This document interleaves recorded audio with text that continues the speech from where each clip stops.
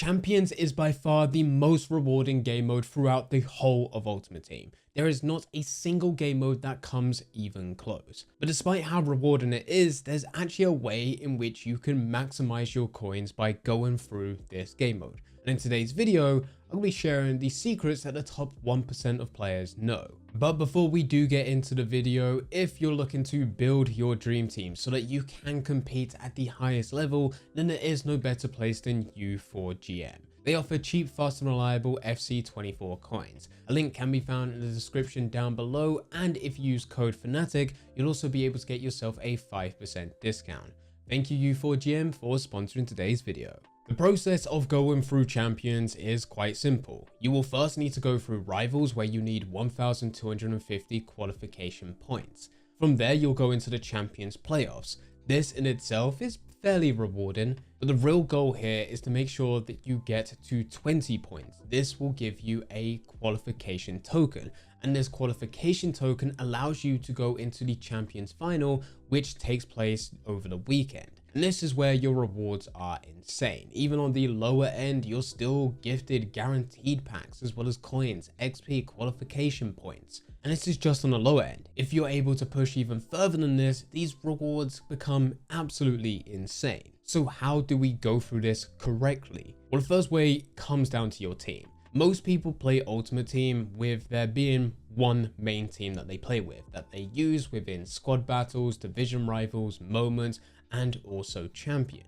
But really, you should have at least 3 teams, one for objectives, one for a lone team, and one for a sweat team. Your objective team will be used for squad battles, rivals, and friendlies. That way, when you go through these game modes, you're not just claiming rewards from those game modes, but you're also claiming and completing as many objectives as possible. Your lone team will then be used for friendlies and moments. Reason for this is because if you have lone players and you use those within those game modes, it does not count as games. So they never lose their contracts. They never lose the amount of games that they have left, so that you can keep them forever.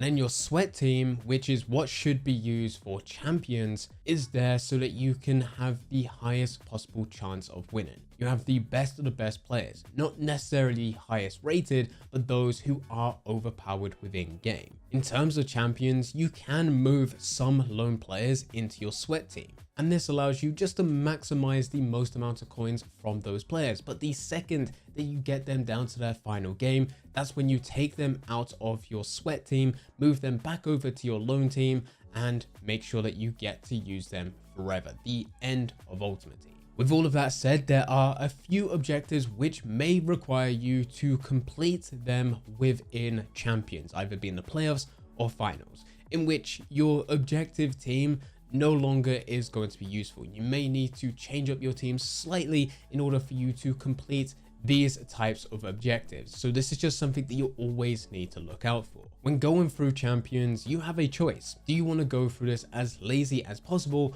or do you want to go through this as in taking it seriously? Maybe the normal conventional way. If you're going through this the normal way, it does mean playing. So with this, you need to make sure that you have a team with custom tactics. It's no good going into this in a competitive environment and just having a single team and no custom tactics set up. Go through and experiment with this. Myself, I'm not a pro player, so I'm not going to share my custom tactics because it's something that seems to work with me, but at the end of the day, I don't know if there's anything better than this. I'm not a top 100 player, I'm not a pro player. I just go through Ultimate Team. I'm above average in terms of gameplay, but I'm so much better when playing through menus and completing things. It's worth looking at other creators in the space to see what custom tactics they're rocking with, and make sure that you build out your team so that they can suit various different styles.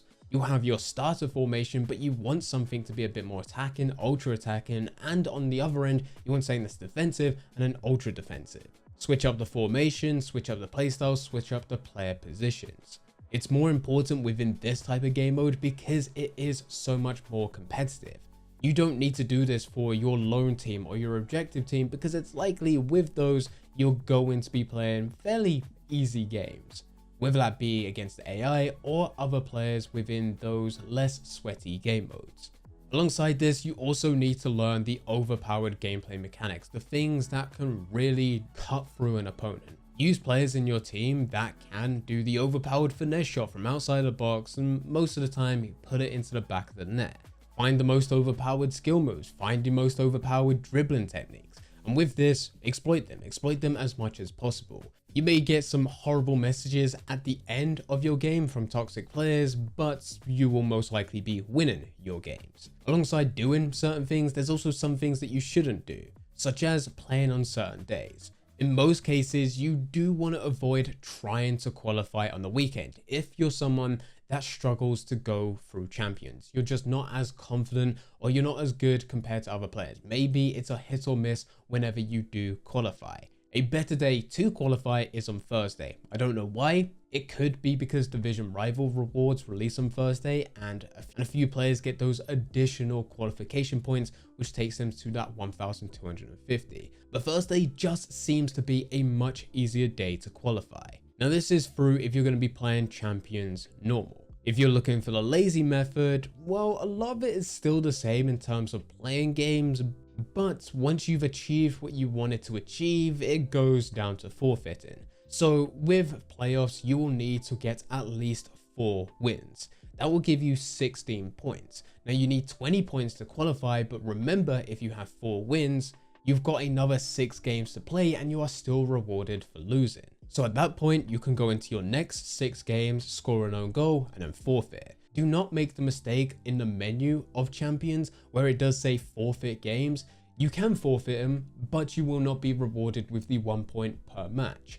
You just forfeit wherever you currently stand. In terms of the Champions Final, if you are going to be playing as normal, then it is the case of just playing as normal. I would say, just like what we said before with the Champions Playoff, of there being a better day to play over others, there's also better days to play for the Champions Final, and that is Friday and Saturday. Reason for this, and it has been a thing within Ultimate Team for the longest time, Sunday is the worst possible gameplay.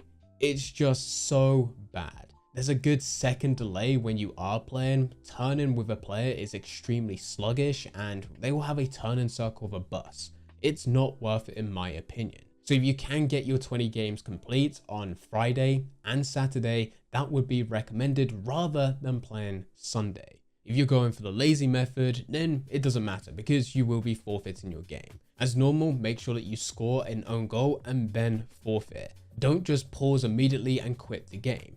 If you pause immediately and quit the game, you get the loss, but your opponent, that game doesn't count for them. You'll also be seen as a very toxic player, probably get way more messages of hate than what you had before if you just used the overpowered mechanics to win games.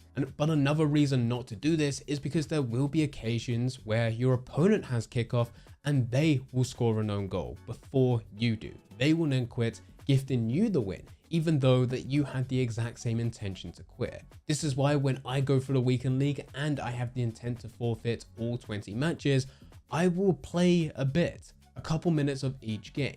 There will be times in which my opponent will forfeit the game, which they'll score an own goal straight from kickoff, but there are also occasions where I can get a very early goal, because this is the interesting thing with Ultimate Team. EA tries to match you up to players at a similar skill level to you. Your first 5 games within the Champions Final, you may forfeit all 5, get a 0-5 record. But once you start to go into the games following that, you're most likely going to be put up against other players who are forfeiting the game, where you can get some very easy wins, or you're going to be put up to other players at a similar skill level where they have tried to play those previous 5 games, but lost every single one of them. So you can also get some very easy games when you come up to other opponents just because they're not as good. This also opens a hybrid approach where you could forfeit your first 10 games, and it's likely you might be 1-9, maybe 2-8, potentially 3-7. And for the final 10 games, you can play as normal. And there's a chance, yet again, depending on your opponent and your skill level, that you could go on a winning streak and win all 10.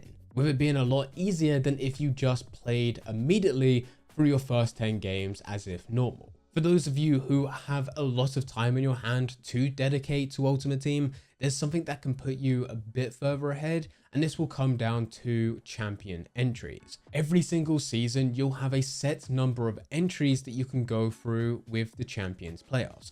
But this number is always higher than the amount of weekends that are available within a season. So if you have the time on some of those weekends, what you could do is qualify, play the Champions Finals, and as soon as you play the Champions Finals, claim back those qualification points so that you can immediately go into the Champions Playoff again and then qualify again so that you can do 2 weekend leagues. Another thing that may also be worth doing, and this does also depend on the week, is that it might be beneficial to save rewards. Now, this is something that happens at some point within December and January, because at the end of January, we have Team of the Year. And there's quite a few people within the community who would like to stack their rewards in their store, not just from champions, but also from every other game mode, so that they can have a few hundred, potentially a few thousand packs to open during Team of the Year. This happens a few months later as well when going into Team of the Season. It's not for everyone, but some people like the idea of being able to pack a Team of the Year over being able to go and get whatever festive promo we're going to have in December. But anyway, this is absolutely everything that you need to know about champions. This is how you can maximize your rewards from the types of teams that you have, how you play, whether or not you want to play normally or go in a bit lazy and forfeit matches, and also claim more rewards to potentially get better players within those rewards. If you enjoyed this video, then you'll definitely enjoy our next video. That goes through the correct way in which you should be playing moments. I hope you enjoy.